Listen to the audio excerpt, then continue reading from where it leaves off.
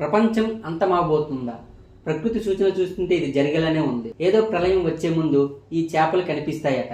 ఆ చేపలు dooms day fish గా పిలువబడే డీప్ సీ ఓర్ ఫిష్. అయితే ఇవి ఈ వారంలో రెండు వేర్వేరు ప్రదేశాల్లో కనిపించాయి. అవి ఒకటి మన దేశంలోని తమిళనాడు తీరంలో మత్స్యకారులకి చిక్కితే, రెండోది ఆస్ట్రేలియా తీరానికి కొట్టుకు వచ్చింది. అయితే ఈ చేపలు చూసి ఆందోళన చెందడానికి కారణం ఏంటంటే, గతంలో వచ్చిన సునామీకి కొద్ది నెలల ముందు ఇవి కనిపించాయట.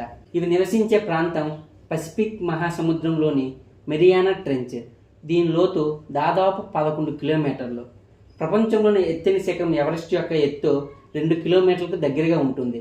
అంటే దాని లోతు ఎంత ఉంటుందో ఒకసారి ఊహించుకోండి. సూర్యకిరణాలు మహా అయితే ఉపరితలం నుంచి 1 కిలోమీటర్ వరకు ప్రసరించగలవు. ఈ చేపలు అత్యంత లోతులో నివసిస్తుంటాయి. అనగా చీకట్లో నివసించే ఈ జీవులు ఉపరితలం దగ్గరకు రావడం అత్యంత అరుదైన విషయం.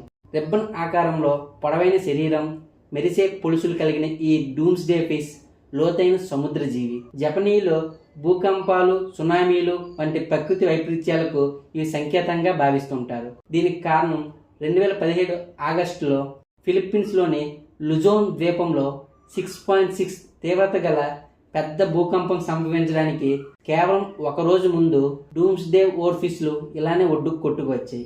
మెక్సికో నుండి కూడా ఇలాంటి కథనాలు వినిపించాయి. అయితే శాస్త్రవేత్తలు మాత్రం ప్రకృతి వైపరీత్యాలకు వాటికి ఎటువంటి సంబంధం లేదని పేర్కొనడం జరిగింది.